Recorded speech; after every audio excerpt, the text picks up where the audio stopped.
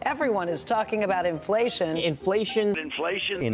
Halo warga sipil sekalian, mungkin kita semua udah paham kalau Amerika Serikat itu masih menjadi negara paling adidaya yang ada di muka bumi ini. Yes, dan bahkan status itu masih tetap melekat di tengah ketidakpastian ekonomi global saat ini.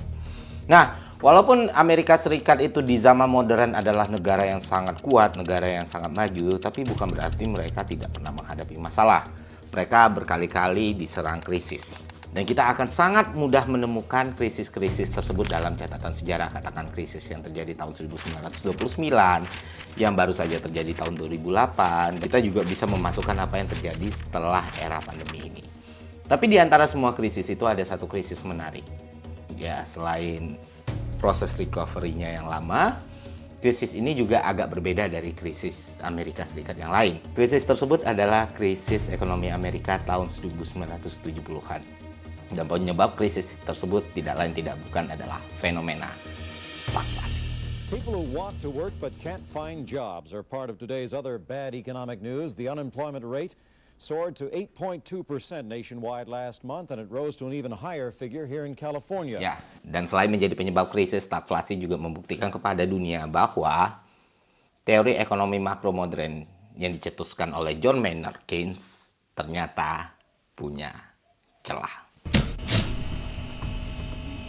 Oke, sebelum kita mulai, gue mau terima kasih dulu untuk sponsor video kali ini, yaitu Nanovest. Thank you loh, udah percaya loh, dan itu sangat membantu saya sekali ya. Apalagi sejak saya tidak lagi punya pekerjaan tetap. Jadi kan gini Bapak Ibu semua, kita kan tahu passive income itu bisa datang dari manapun, termasuk dari saham dan cryptocurrency. Dengan catatan, wadah yang kita gunakan, platform yang kita gunakan, dan aplikasi yang kita gunakan itu aman dan teregulasi. Dan salah satunya jelas, Nanovest. Buat para pemula, Nanovest ini aplikasinya enak banget dipakai. Karena tampilannya sederhana, mudah dipelajari, nggak bakal bikin lu pusing, dan memudahkan lu untuk memilih model investasi sesuai minat masing-masing. Dan untuk para sobat kripto nih, Crypto Bros, di aplikasi ini juga dikasih tahu kategori-kategori kripto seperti Big On Market, Smart Contract, atau kategori lainnya. Ini juga berlaku pada jual beli saham Amerika Serikat. Ada kategori komoditi dan syariah seeker. Ini memudahkan kita untuk tahu jenis saham atau kripto yang akan kita investasikan. Dengan modal Rp5.000, lu sudah bisa investasi di Nanovest. Nah, belum ngerti investasi macam ini, tenang, karena di Nanovest ada weekly insight yang disediakan oleh tim Nanovest untuk modal lu mempelajari situasi market terkini. Bahkan ada fitur Nanoplay yang bikin lu berkesempatan dapat hadiah jika lu menyelesaikan misi dengan membeli aset. Dan yang paling penting, Nanovest menjamin keamanan investasi para penggunanya. Perlu kalian ketahui, Nanovest ini udah dilindungi oleh asuransi Sinarmas yang memberikan perlindungan program pengendalian risiko cybercrime. Dan juga Nanovest ini sudah memiliki sertifikasi ISO dari akreditasi nasional. Dan jelas terlisensi Bapeti. Aspek legalitas kayak gini sangat-sangat penting. Karena selain memberi lu kenyamanan, dia juga melindungi lu dari hal-hal yang meresikokan aset lu. Gitu. Buat lu yang tertarik, langsung download aja aplikasinya, dan jangan lupa pakai kode dari gua. Ya, jadi kalau lu pakai kode gua, lu punya kesempatan untuk dapat reward dan cuan. Jadi kalau lu mau tahu tentang Nanovest, silakan cek link di deskripsi. Oke, sekarang kita masuk penjelasan apa itu stagflasi. Halo warga sipil sekalian, ada satu situasi di dalam ilmu ekonomi yang benar-benar dihindari oleh semua negara dan semua pihak, namanya stagflasi. Jadi gini, ada situasi di mana harga barang-barang naik, pertumbuhan ekonomi pun ikut naik, angka pengangguran menurun, tapi di satu sisi nilai mata uang jatuh, dan situasi itu dikenal dengan nama inflasi. Lalu ada juga situasi di mana pertumbuhan ekonomi stagnan, harga-harga barang stabil, angka pengangguran meningkat, pendapatan real menurun, dan PDB mengalami kontraksi. Situasi itu disebut dengan resesi. Nah, stagflasi adalah kombinasi keduanya. Makanya ini jadi mimpi buruk oleh setiap negara. Kenapa? Karena dalam situasi stagflasi adalah pertumbuhan ekonomi tidak naik, tapi harga-harga barang meningkat, angka pengangguran juga meningkat, lalu pendapatan real juga semakin menurun, dan produk domestik bruto itu mengalami kontraksi. Itulah situasi yang disebut dengan stagflasi. Itulah kenapa stagflasi begitu dihindari. Ketika stagflasi terjadi, maka artinya PDB mengalami kontraksi, pertumbuhan ekonomi melambat, tapi di satu sisi angka pengangguran meningkat dan pendapatan real masyarakat juga berkurang. Ini adalah keadaan yang sangat-sangat dihindari sebenarnya. Banyak negara maju sekarang yang terancam berada dalam situasi stagflasi. Video barusan itu sempat gue posting beberapa bulan yang lalu di TikTok, daripada gue ulang lagi kan, mending ya udah gue posting itu aja. Intinya gini, stagflasi itu pertama kali kali muncul istilahnya itu tahun 1965 oleh Ian MacLeod. Dia itu politisi Inggris. Dan dia bicara soal keadaan waktu itu. Dan dia menggambarkan keadaan di mana stagnasi dan inflasi terjadi bersamaan.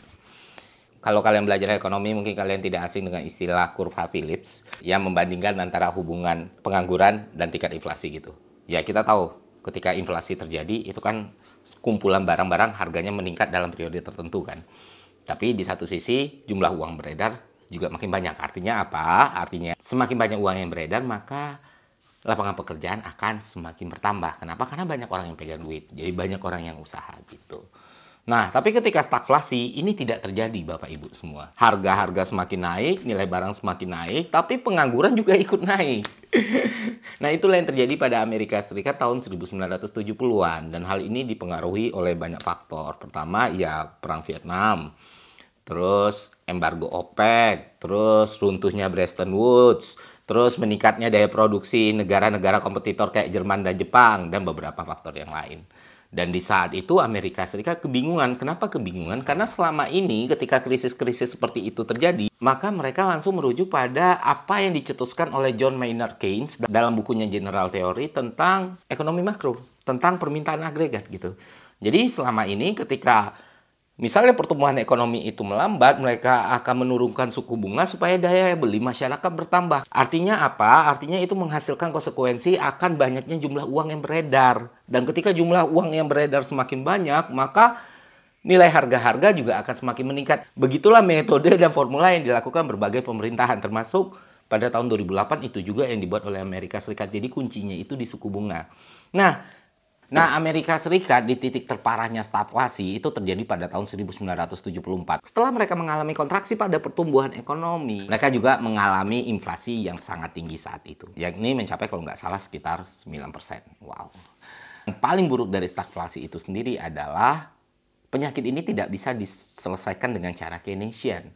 Tidak bisa diselesaikan dengan hanya mengontrol suku bunga, menaik turunkan suku bunga. Perlu tindakan lain untuk meredam gejala dan dampak yang terjadi. Ketika krisis ekonomi 1970-an terjadi, ternyata metode yang sama itu tidak berhasil. Amerika Serikat sempat mencoba, harga-harga semakin naik, tapi ternyata pengangguran semakin tinggi. Akhirnya ini membuka jalan bagi teori ekonomi pasar bebas. Liberal policies or something rather like them that created the third world. We've been told that the way to a stronger economy was to give huge tax breaks to corporations and the wealthiest Americans. Jadi Ronald Reagan melakukan privatisasi yang mengacu pada The Road of Serfdom-nya Hayek. Nah, dari situlah privatisasi mulai dilakukan tuh, dan ternyata itu efektif meredakan stagflasi dengan segala kontroversi ya.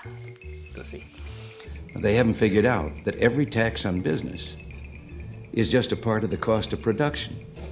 And the customer winds up paying it when he buys the product. It's a hidden sales tax.